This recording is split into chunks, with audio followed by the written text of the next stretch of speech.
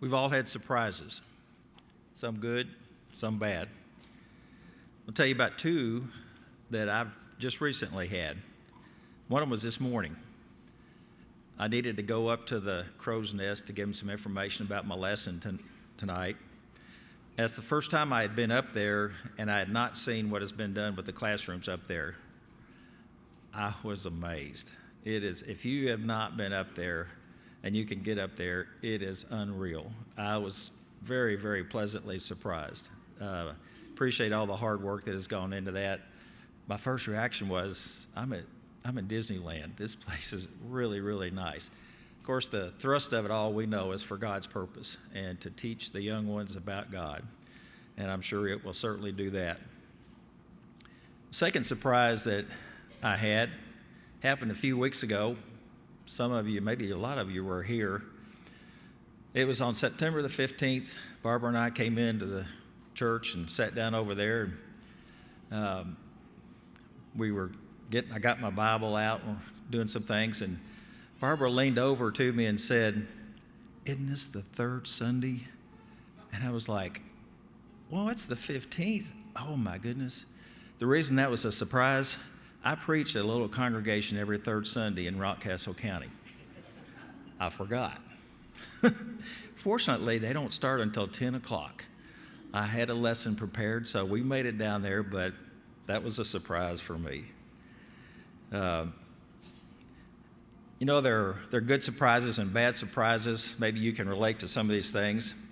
Sometimes to me, when I get my car repaired, they hand me the bill, I'm thinking, whoa, I didn't think it was going to be quite that much. Cars are really expensive to repair these days. Or maybe you've had the experience of stepping on the scales. And, these arcades, they have, I guess they still have these things. They have these little things you step on. There are scales, but they're also a little fortune teller thing. And you step on there and you put your quarter, your dime, or whatever it costs to get the message. And you step on that scales, and the first thing that comes across the screen, it says, "One at a time, please." Not a surprise you need to have. Maybe as a student, some of you students probably can relate to this. There have been more than once where I've studied for a class, studied for a test, been real nervous about the test, and so I studied extra hard. I got into the classroom, and the test is handed out, and it is nothing that I have studied. I'm thinking, oh no, that's not a surprise I like. Hate to say it, but it's happened more than once. So we all have these kind of surprises. Of course, obviously, there's good surprises. Barbara and I have had the opportunity to do some traveling, and we're grateful for that through the company that I work for. We've been a lot of different places that so many things are awesome in this world. Things that men have built, things that God has created. Several years ago, we were in Rome, and we went through the Vatican City. And when you walk through that area there's just one painting after another, one artwork after another. And at the very end of this really long walk is the Sistine Chapel. I'd heard about it. Didn't know that much about it other than Michelangelo painted the ceiling. If you've been there, you know what I'm talking about. We walked into that room and looked up at the ceiling, and it was breathtaking. The ceiling, I think, is about 62 feet tall. Michelangelo, there was other artists and painters that painted around the sides of that chapel there, but he's the one that painted the ceiling. He painted 2 different times. He was commissioned by those that were in charge. In 1508, he spent 4 years painting. And from 1535 to 1541, he came back and painted more of the ceiling. Words can't describe it. You can see the picture there. It's a whole lot prettier in person. We also were on another trip. Actually, I guess it was the same trip. In Barcelona, Spain, there is a church called the Sagrada Familia. And everybody had told us about this church and about this architect. His name is Antoni Gaudi. And they were like, you got to see this church. There was other buildings and things in Barcelona that he had designed, but everybody was like, you got to see this church. Well, we actually didn't. We saw it from a distance, but we didn't get to go inside of it. We were making a connection there with the cruise ship. But I've seen on TV, I've seen where they have pictures of the inside of it. And again, it is unbelievable. I meant to ask Owen how tall our ceiling is here, what, 35 to 40 feet? Is that pretty close? Okay. That church, when you're looking at there on the screen, it's not even finished yet. It was started in 1882. They started building it in 1882, so that's 118, about 100, not quite 140 years. They're coming close, I guess, to finishing it. But it is 566 feet tall. 566 feet. Our ceiling here is 35 to 40 feet. Unbelievable that somebody could design something like that and then it could be built. This story, I think, when I was growing up, I heard this story many times. Maybe you heard it also. And it was a story about a woman who lifted a car off of her son who was trapped under the car. I looked it up, and I think the source that I looked at was correct, but they said it's not a myth, it's a true story. It was in Lawrenceville, Georgia on April the 9th, 1982.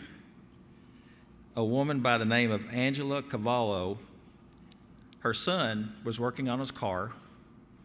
The car came off the jacks, fell on top of him. Somebody ran inside and got her, and she ran outside. It was a Chevy Impala, weighs about 3,400 pounds.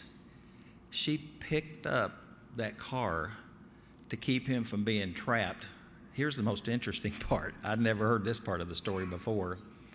3,400 pounds. She was picking it up by the corner.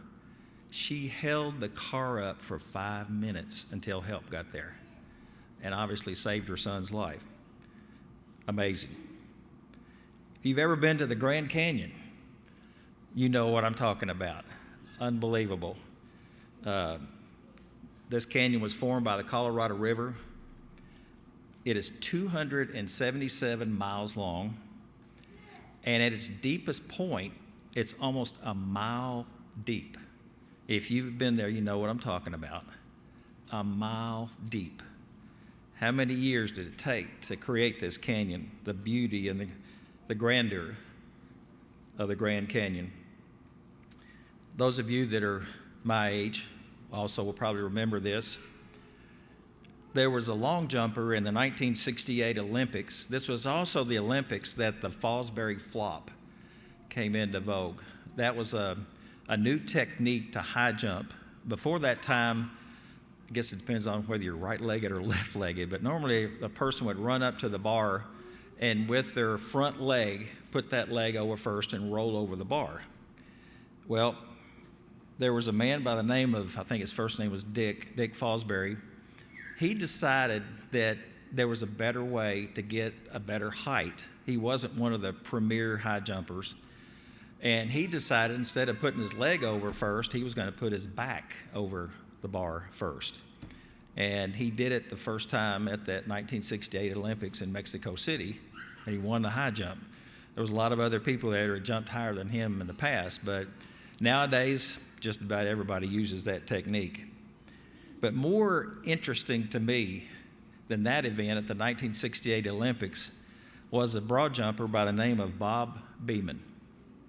Bob Beamon was a good high jumper. He was from the United States. He had trained, but he was not the top broad jumper.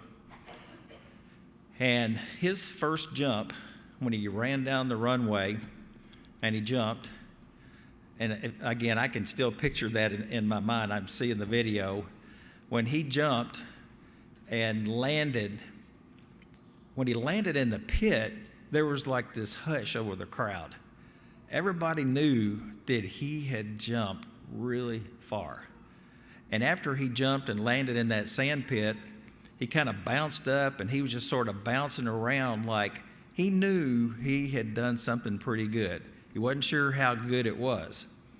He jumped so far that the equipment they used to measure the length, it was beyond that. They couldn't even measure it with their normal equipment. Somebody had to go find a tape, and they had to measure his jump beyond all the measurement information that they had there. When they measured it, they discovered that he had jumped almost 2 feet more than the world record. 2 feet. It was like 21 inches and something. Usually when records are broken in that event, they're broken by inches. and in one short second, he expanded that by almost over 2 feet. It took the people that were making the measurement quite a long time, and everybody was trying to figure out, well, what's taking them so long? No, they hadn't announced what the length was. Finally, when they did announce it, and they announced it, obviously this was definitely a new world record. Bob Beeman was so overcome with emotion that he had a seizure. He was kneeling down on the ground, and again, if you watch the video, you can see this. And people, his fellow teammates, were trying to get him to stand up and run around and let everybody cheer for him. He couldn't get up. They described, I'm not sure what kind of seizure it was. It was a seizure that was not necessarily a bad seizure, but he was so overcome with emotion and surprise that he had a seizure. Unbelievable event. God has surprises for us. That may surprise you. It doesn't surprise me.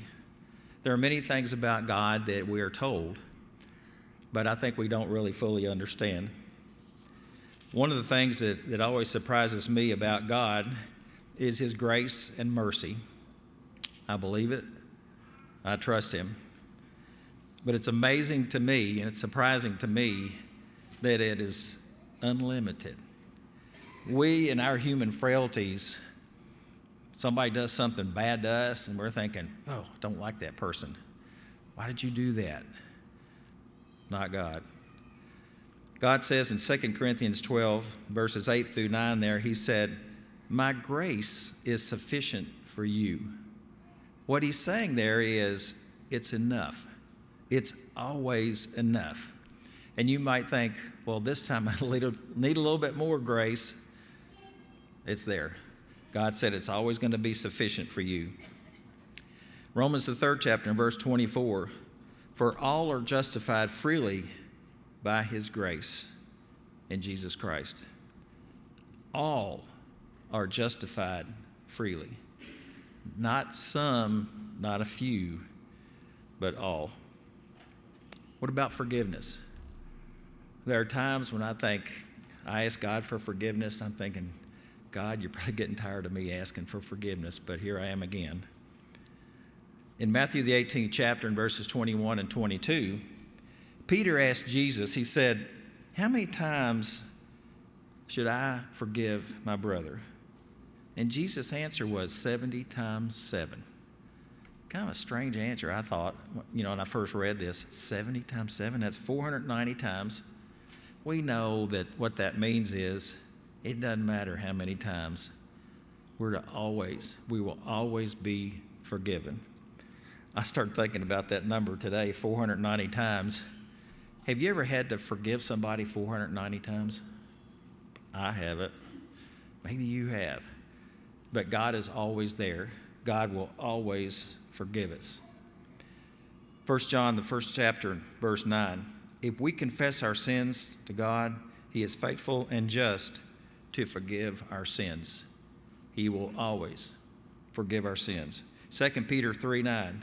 God is not willing that any should perish, but that all should come to repentance. John 6:37. Jesus said, he who comes to me, I will not at all cast out. I guess you could say there's really not a surprise there. God said, I'm here for you. My grace is here for you. My mercy is here for you. My forgiveness is here for you. It's always going to be there for you. There are many miracles in the Bible. that when I think about these miracles, we read about them in the Bible and they're very amazing. But I'm thinking, I wonder how the people reacted when these miracles happened. Think about when Jesus had finished preaching and there was a crowd of 5,000 people. That's a lot of people. 5,000 people. They were hungry. And the apostles and the disciples that were with Jesus said, these people are hungry. You know, if we don't have any food for them, they're going to leave. We've got a little bit of food, but not much. We've got 5 loaves and 2 fishes. That's not enough. Do you want us to go get some more? Jesus' answer was, no. Feed them. Feed them with what you got. You know, when I think about that miracle, I'm thinking, who was more surprised? The people that received the food or the people that gave it out? I think it was probably the people that gave it out. I picture in my mind that they've got this food in some kind of a basket, and they're walking around in the crowd, these 5,000 people, and they're giving them some food. I don't know if each person got a fish. I don't know how much of the fish or the bread and whatever. But they kept reaching in there, and every time they'd reach in there, this is me, I'm thinking, they're looking down there going, wow, there was 2 fish in there, and I gave one. Now there's still 2 fish in there. There's more fish. There was 5 loaves. I've already given out probably about 10 or 20 loaves of bread. There's still food in there. Man, this is amazing. What about parting of the Red Sea? The Israelites were fleeing the Egyptians. They came to the Red Sea thinking, we're trapped. God, Moses, separates the waters. They go across on dry land. Not many people walk across on dry land in the middle of an ocean. Probably nobody. You think they were surprised? Yep. But do you think the Egyptians were surprised? The Egyptians are behind them, and they're looking ahead thinking, did that water just part? Did these people walk across on dry land? Well, we're following them. We got to get them. Here we go. Guess who was surprised more? Probably the Egyptians. Water came back on top of them. They weren't expecting that. How about when Lazarus was raised from the dead? What other miracle can you think is greater than raising somebody from the dead? Do you think Lazarus is surprised? Yes. How about when the water was turned to wine? You know, I was thinking about this miracle. I was thinking about maybe this has happened to you. You're in a group of people and you're thirsty and you grab a cup to get something to drink and you put the cup up, the straw or the lip or whatever, and you start to drink it and it is not what you thought it was. I've done that before. My first reaction was, whoa, that's not lemonade. My second reaction is, what is it? And my third reaction is, I don't think I want to drink this anymore. We're all surprised. Do you think the people at this wedding were surprised when there was these pots of water? They were water, then they turned to wine. Absolutely. How about Shadrach, Meshach, and Abednego? King Nebuchadnezzar sent them into the furnace to kill them. They walked into the furnace, and the scriptures tell us that the fire in the furnace, he ordered it to be made hotter than normal. They made it 7 times hotter than normal. 7 times hotter than normal. Pretty hot. Throw them in there. The guards take them to the furnace. The fire was so hot, the guards that took them in there, they didn't survive. Guess who survived? Shadrach, Meshach, and Abednego. They walked out. They weren't burned. They weren't killed. Who was more surprised? Shadrach, Meshach, and Abednego, or King Nebuchadnezzar? I think maybe the king was. There are many things that we think about. I guess the most wonderful thing to me is heaven. What's heaven going to be like? We read about it. The scriptures tell us things about it. But again, it's one of those things where it's hard to describe it. I know nothing is unsolvable, and God can do everything, but in our finite minds, it's hard to imagine a place like heaven. In John 14:3, here's one thing we know about heaven. He says, I go and prepare a place for you. So number one, it's a place that's been prepared for us, not for somebody else, but for us. Colossians 3:1 says that Christ sits on the right hand of God. Christ is going to be sitting on the right hand of God. Revelation 7:13 through 17 says we will be sheltered by God. We will never again hunger. We won't thirst. The sun will not beat down upon us. The Lamb is our shepherd. God will wipe away every tear. How many of us can imagine a place where there's no tears? How many times have we cried? Have we been sorrow? Have we been in pain? And here's a place that God said, no more tears. Revelations 21:4 through 8, he says again, he'll wipe away every tear. No more death, no more mourning, no more crying, no more pain. How many times have you been in pain? How many times have you cried for different reasons? Not in heaven. Revelations 22:3 through 7. This was kind of interesting to me. I'm not sure if I had read that. I guess I'd read it before. I just had forgotten it. But it says, there won't be any more night. No more night. We won't need it because God is going to provide the light. He will give us the light. In the book of Revelations, in the 21st chapter, it has some interesting descriptions about heaven. And again, when the scriptures describe or tell us about heaven, they have to understand that it's really hard to describe. How can there be a place like this? What's it going to be like? I would say if I ask everybody in this audience tonight, what do you think heaven's going to be like? Each one of us would probably have something a little bit different than the other. The verses were read there, and if you go on there in Revelations, the 21st chapter, and pick up in verse 11, it says, having the glory of God, her light was a most precious stone, like a jasper stone, clear as crystal.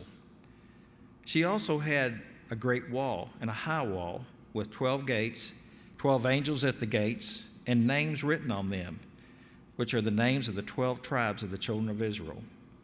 Again, it talks a little bit about the gates and the names of the 12 apostles.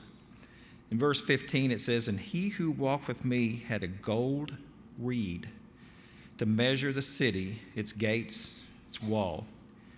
The city is laid out as a square. My background is engineering. I like things that are square, straight. I'm not an artist. Crooked lines are, I'm happy that there are people in our world that can draw things like that, but I understand what a square is. But it says, the length is as great as the breadth. They measured the city with the reed, 12,000 furlongs. You've heard that term furlong before. We hear it in horse racing. A furlong is 1/8 of a mile. 12,000 furlongs. Folks, that's 1,500 miles.